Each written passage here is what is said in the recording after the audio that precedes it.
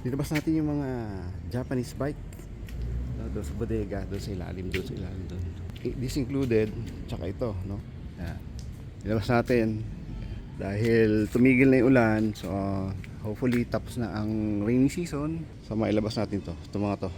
At magamit dahil simula nung nag-schooling yung mga anak ko, yan, hindi na namin nagamit to, no? Well, this video is about doon sa may nag-inquire o maraming nagtatanong doon sa isang platform which doon sa TikTok account ko.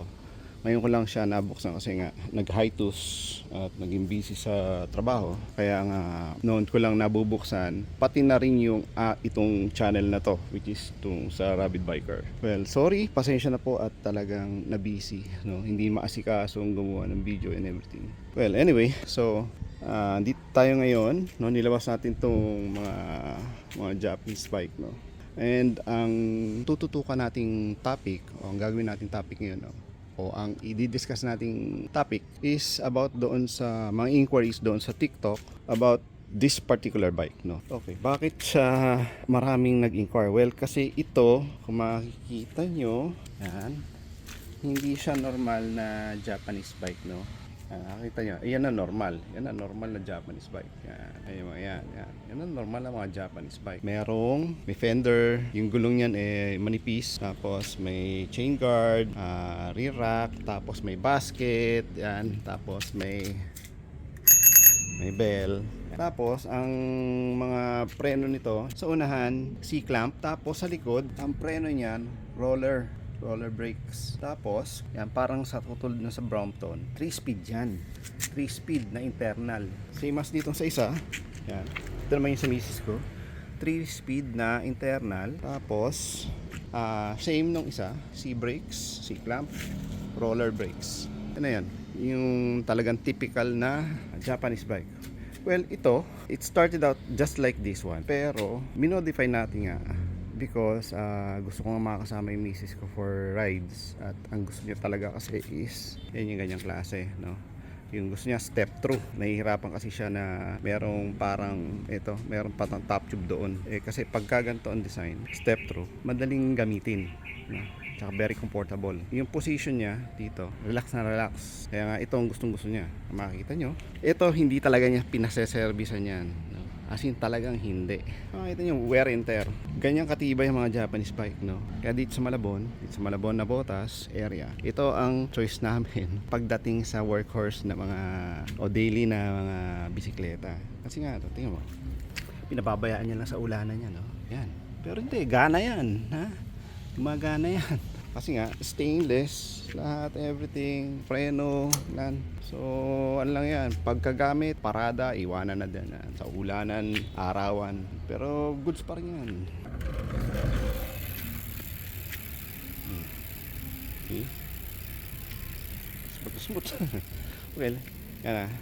Yun din yun. Ito naman yung sa kapatid ko. Well, hindi niya nga ginagamit. So, bubuhayin ko ulit. Yun, total mag-service tayo lahat ng mga bikes natin. Idadamay ko na yan. So, ito yung sa misis ko. Ito yung sa kapatid ko. Ito yung sa akin. Ito yung isa ko pa. Yan.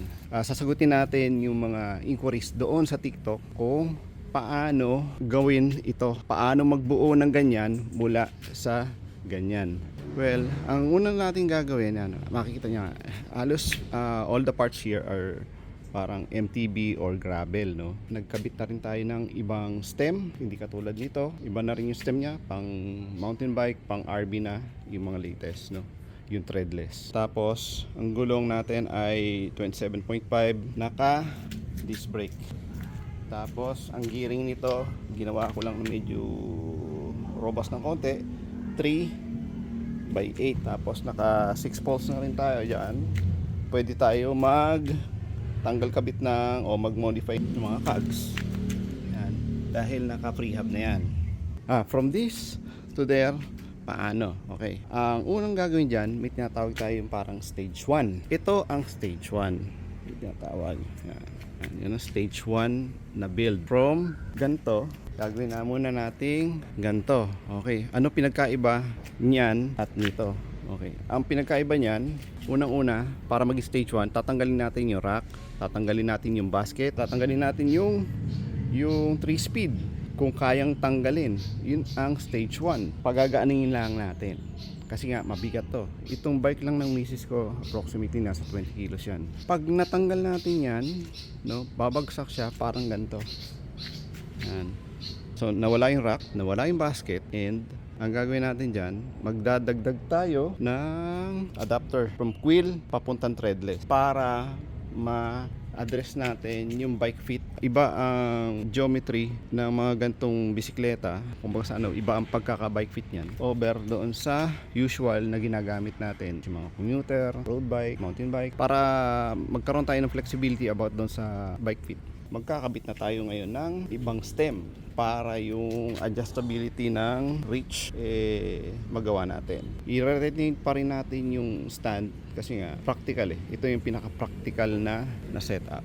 Pagka na gusto na natin yan, tsaka tayo lilipat ngayon doon sa sinatawag nating stage 2. Papalitan na ngayon natin yung pinaka gearing nya. Gagawin na natin siyang 3x8 o kaya 1x8 o basta multiple na gears na sa likod, hindi lang tatlo katulad noong sa kanila, which is internal kasi yan 3 speed lang, wala ka na magagawa dyan sa ratio, yan na yun. And bukod doon, mabigat. Kaya siya mabigat tong buong bike, hindi lang dahil sa rack, hindi lang dahil sa basket, kundi dahil na rin doon. Ganon din ang dahilan kung bakit mabigat din yung mga Brompton, kasi nga internal na ganyan. So para mapagaan natin, gagawin nating external, which is katulad dito. Yan, external na siya. And dahil gagawin nga natin siyang external, ang challenge ngayon doon, paano ngayon yung preno? Kasi ang preno ng mga to, roller. Yun ang unang challenge natin Kaya natin kabitan ng ganon, madaling isipin, pero susunod na magiging problema niyan, paano natin makakabitan ng roller? Kasi kung roller pa rin yung gagamitin natin para wala tayong masyadong papalitan, kundi yung setup lang dito sa likod. Kasi pwede natin gawin yan na i-re-raise natin yung rim, i-re-raise natin yung mga rayos, papalitan lang natin ng hub sa rear hub. Kaya lang, pag nagpalit tayo ng rear hub, ang magiging problema mong susunod doon, yung how will you brake, kasi hindi naman siya rim brakes, roller siya. So para hindi tumaas yung gastos, hahanapan ngayon natin ng hub na pwedeng mag-accept ng multiple na cogs pero naka-roller. Meron nun, pero mahirap humanap noon sa plaza ng Japan dahil bihira yung mga ganong klaseng pyesa. Meron dito sa may Malabon, kaya lang ang gusto niyang hingin sa akin na presyo, likod lang, umaabot ng 1,200. So, napaisip ako, kung 1,200 yon, so that just magamit ko lang yung roller brake and mapag-ubra lang yung gusto natin mangyari, which is yung multiple ang pwede mailagay na cogs, no, yung free hub. Why not if kung want to, dagdagan ko na lang ng konti, makakabili na tayo ng pang MTB na hubs. Okay, di sa ganung klaseng scenario, na-solve natin yung gusto natin na magkaroon ng hub, ng pre-hub na pwedeng mag-accept ng between 8 to 10 na speed na mga sprocket. At nakatipid tayo dahil bago na rin yung ating ating pre-hub, kaya lang nag-introduce nga ng isang problem, which is usually disc brake yan kasi nga yun, roller brake, so gagawin disc brake. Ngayon, kung disc brake ngayon siya, okay, di sabi natin, lagyan na lang natin ng adapter, which is ito na nga nangyari, no? Kinabitan natin itong gantong klaseng adapter. Yan. Kinabitan natin ng adapter, magkakabit tayo ng caliper for sa disc brake, which is nagawa na naman natin. Napagastos ulit tayo ng another one, which is yung sa adapter, including yung sa disc brake at saka yung iba pang mga pyesa niyan para mag-run tayo ng isang disc brake system, which is okay lang naman kasi mas reliable at mas maaasahan pagka naka-disc brake ka na. Okay rin naman yun, kaya lang nga gagastos ka ng another one. Kaya lang, by doing so, doon sa ganong klaseng consideration na sa ganyan, para lang mapag-ubra yung 8x10, nakapag-disc brake tayo, okay na sana. Kaso, may isa na naman problema. Ang problema is, ang spacing nito, no? Spacing nito, to at noon dulo, which ito, tong rear triangle na yan. Ang original niyan, ang spacing niyan, mula roon hanggang doon 130 mm. Yun ang standard ng road bike, which road bike na na C-clamp o C-brakes ang ginagamit. Yan, C-brake. So 100, 130. Yun ang standard ng rim brakes.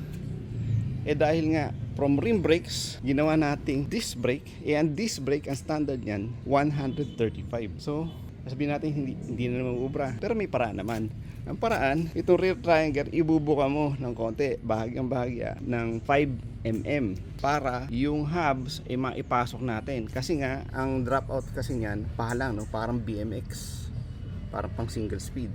So, naibuka na natin. Bukod doon sa naibuka, di nakapasok na. Okay, ang susunod na naging problema ko, dahil total umokay na yung paglalagay ng cogs, no, umokay na rin yung sa pan disc brake. So na sort out na natin yun. Well, may supulpot na naman isa pang problema. Itong undertaking na to, medyo sunod na problema ang kailangan nating ma-overcome, no, o malampasan. Ang sumunod na problema after ng disc brake is paano ngayon kakabitan ng RD. Well, the solution came noong nakakita nga ako ng ganito. Ito. Wala. Yan yung nabibili lang naman sa Shopee yan. Mura lang naman yan. Well, ibibigay ko yung link doon sa description. Yan ang naging solusyon kung paano na ikabit to. Kung ang frame nyo, originally, bakal, wala kayong problema kasi magpapa-wedding lang naman kayo ng tab dito para makabit yung RD. In this case kasi, itong frame set nito is alloy. Yan, alloy yan. Kaya wala akong option kundi maghanap ng solusyon for that, which is ito na nga. Yan, naikabit na natin. Nagawa natin ng paraan, naikabitan na natin ng RD. So, sorted na nga tong buong likod. Basically ito parehong-pareho sila ng frame set. Ito at saka to. Pareho yan. Kaya lang ang gulong nito, original, is 26 by 1 and 3/8. Ibang standard yun Hindi, don't confuse that with doon sa standard ng mountain bike. Yung mga 26 by 1.5, iba ang sukat nun. Totally. Mukhang umuulan na. Teka. Cut muna. Continue tayo mamaya.